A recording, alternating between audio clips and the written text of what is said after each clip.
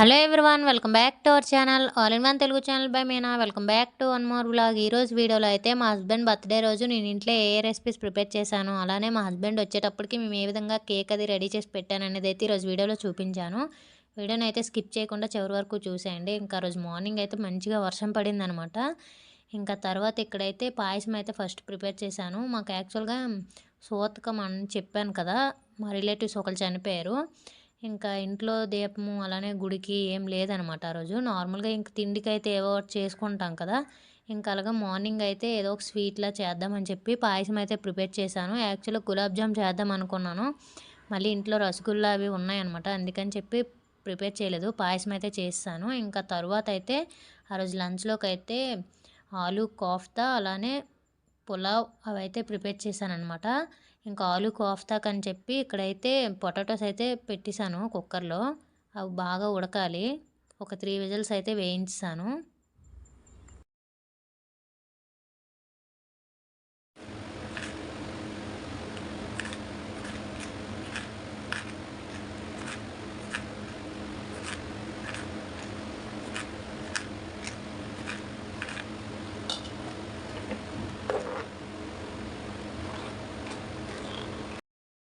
ఈ ఆలు కోఫ్తా, ఎగ్ కోఫ్తా ఇలాంటివన్నీ ఎక్కువ నార్త్ ఇండియన్స్ అయితే ప్రిపేర్ చేస్తారు. నేను ఒకసారి ట్రై చేద్దామని చెప్పి ఇంకా ఆ రోజు అయితే చేశాననమాట. ఇంకా ఈ విధంగా మిక్సీ జార్లో టమాటోలు అలానే ఈ విధంగా కాజు యాడ్ చేసి అయితే మంచిగా పేస్ట్ చేసి పెట్టుకోవాలి పక్కన.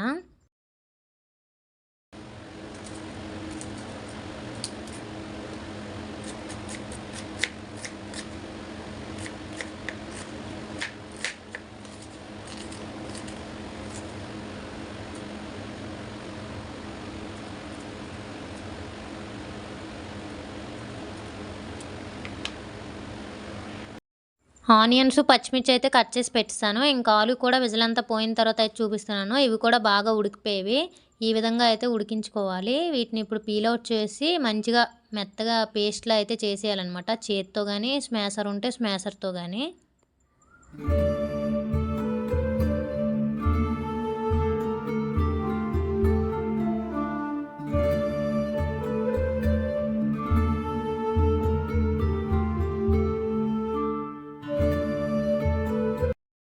ఈ విధంగా స్మాష్ చేసుకున్న తర్వాత దీంట్లో ఒక స్పూన్ వరకు గరం మసాలా అలానే కారం కొద్దిగా అలానే కొద్దిగా సాల్ట్ని యాడ్ చేసుకోండి. అలానే ఒక 2 టేబుల్ స్పూన్స్ వరకు కార్న్ఫ్లోర్ అనమాట. ఇది కార్న్ఫ్లోర్ యాడ్ చేసుకొని మంచిగా కలుపుకోవాలి. మొత్తం కలిసేటట్టు మంచిగా మిక్స్ చేసుకోండి.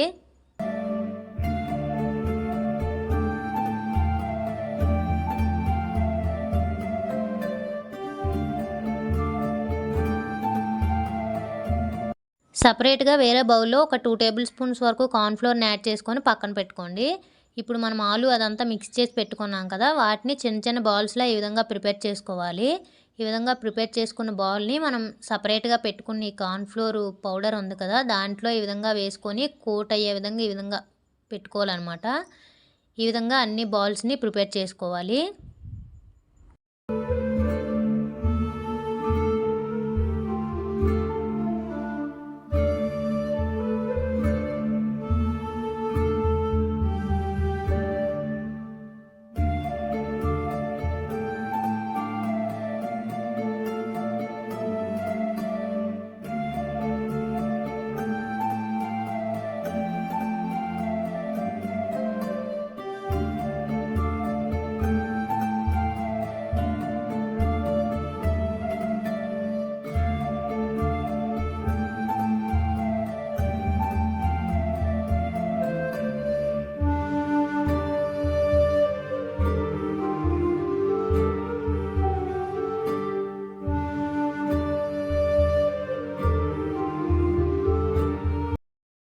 ఇంక ఈ విధంగా అయితే అన్ని బాల్స్ని ప్రిపేర్ చేస్తాను. ఇప్పుడు ఇంకా డీప్ ఫ్రై చేసుకోవాలి. ఇప్పుడు స్టవ్ ఆన్ చేసుకొని ఒక కళాయి పెట్టుకొని డీప్ ఫ్రైకి తగ్గ ఆయిల్ని అయితే యాడ్ చేసుకోండి. ఆయిల్ బాగా వేడైన తర్వాత మనం ప్రిపేర్ చేసుకున్న బాల్ని ఒక్కొక్కటిగా యాడ్ చేసుకొని గోల్డెన్ బ్రౌన్ కలర్ వచ్చేంత వరకు అయితే ఫ్రై చేసుకోవాలి.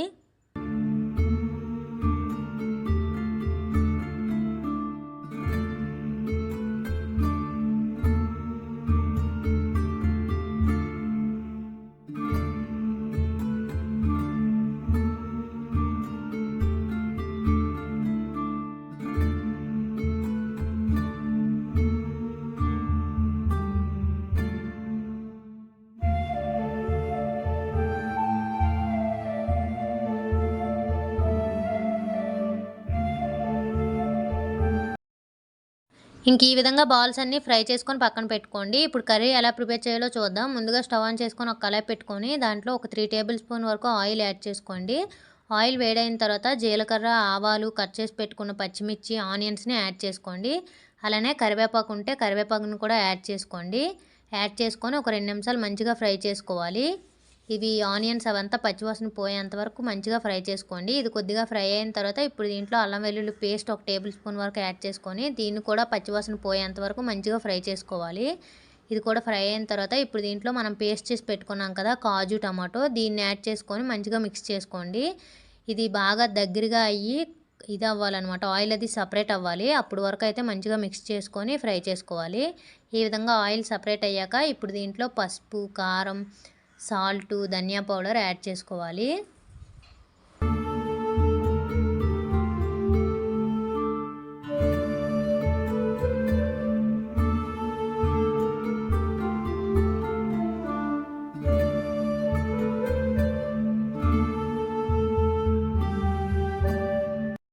ఉప్పు, కారం అదంతా మిక్స్ అయ్యేటట్టు మంచిగా కలుపుకొని ఇప్పుడు దీంట్లో ఒక గ్లాస్ వరకు అయితే వాటర్ యాడ్ చేసుకోవాలి. అంటే మీ గ్రేవీకి తగ్గ వాటర్ని అయితే యాడ్ చేసుకోండి.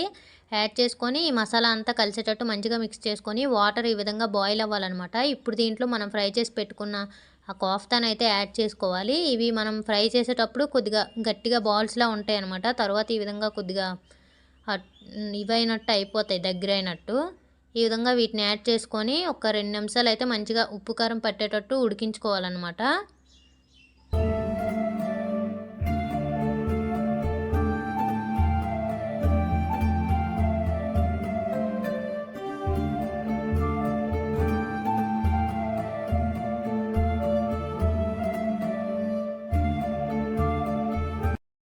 ఈ విధంగా ఒక 2 నిమిషాలు ఉడికించుకున్న తర్వాత స్టవ్ ఆఫ్ చేసుకుంటే సరిపోతుంది. మీ దగ్గర కొత్తిమీర ఉంటే కొత్తిమీరని యాడ్ చేసుకోండి. నా దగ్గర కొత్తిమీర లేదు, అందుకని చెప్పి నేను ఇక్కడైతే యాడ్ చేయలేదు. ఇంక ఈ విధంగా అయితే కోఫ్తా కర్రీ అయితే రెడీ అయిపోయిందనమాట. ఈ టేస్ట్ కూడా చాలా బాగుంటుంది. ఒకసారి ఎవరైనా ట్రై చేయాలనుకుంటే ఈ విధంగా ఒకసారి ట్రై చేసి చూడండి.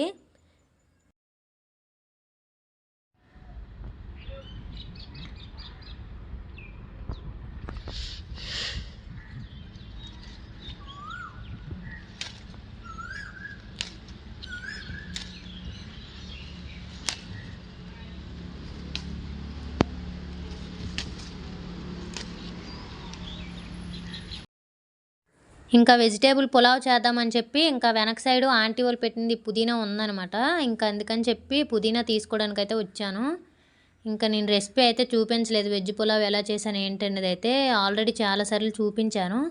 ఇంకా ఈ విధంగా పులావ్ అయితే కుక్కర్లో పెట్టేశాను అనమాట. ఇంకా ఈ విధంగా కోఫ్తా ఉన్ని పులావ్ చేసినప్పటికి గిన్నెలు ఈ విధంగా అయ్యి వంటిల్లంతా ఈ విధంగా ఉందనమాట. ఇప్పుడు దీన్ని చకాచకా క్లీన్ చేసేయాలి. తర్వాత రైసు, ఇంకా రైతా, రసం ప్రిపేర్ చేయాలన్నమాట.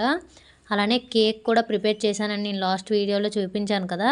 ఆ కేక్ కూడా ఈ విధంగా లంచ్ అది అయిపోయిన లంచ్ ప్రిపేర్ చేసేటప్పుడే కేక్ కూడా ప్రిపేర్ చేసి పెట్టేశాను అనమాట. ఇంకా లంచ్ అది అయిపోయిన తర్వాత దానికి డెకరేషన్ అదైతే చేశాను. ఇంక ఈ విధంగా మొత్తం అయితే క్లీన్ చేసి పెట్టేశాను.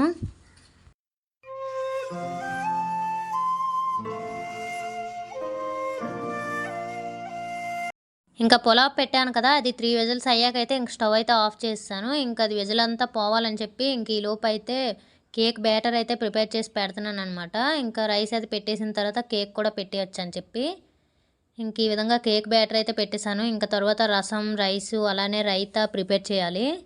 ఇంకా కేక్ బ్యాటర్ ప్రిపేర్ చేసిన తర్వాత ఇంకా రసం అయితే పెట్టేశాను. ఇంకా విజిల్ కూడా పోయింది. పులావ్ కూడా ఓపెన్ చేసి మీకు చూపిస్తున్నాను. బాగా వచ్చిందనమాట. ఇది నార్మల్ రైసే, బాస్మతి రైస్ లేవన్నమాట. అందుకని చెప్పి నార్మల్ రైస్ తోటే చేశాను. అలానే క్యారెట్ కూడా లేదనమాట. అందుకని చెప్పి ఇంకా పొటాటో, జీడిపప్పు ఉంటే అదే కాజు ఉంటే కాజు యాడ్ చేసి ఇంక చేస్తానమాట.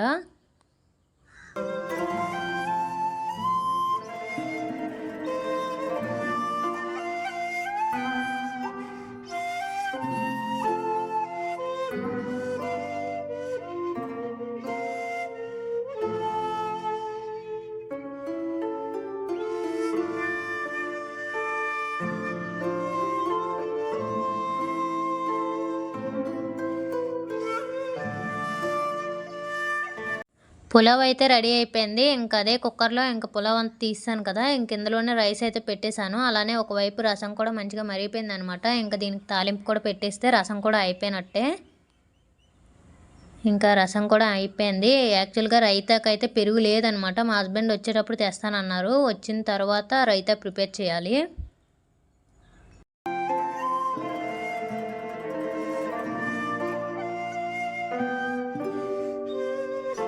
ఇంకిక్కడ లంచ్‌లో ఈరోజు రెసిపీస్ అయితే చూపిస్తున్నాను. వెజ్ పులావ్, అలానే రసం, అలానే ఆలు కోఫ్తా, అలానే రైస్ అనమాట. వైట్ రైస్, అలానే రైతా కూడా ప్రిపేర్ చేశాను.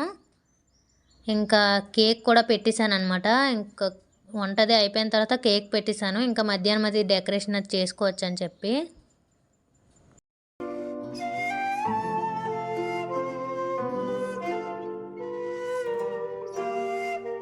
ఇంకా మా హస్బెండ్ లంచ్‌కి వచ్చేటప్పుడు అయితే పెరుగైతే తీసుకొని వచ్చేసారు. ఇంకా రైతా కూడా ప్రిపేర్ చేసేసాను.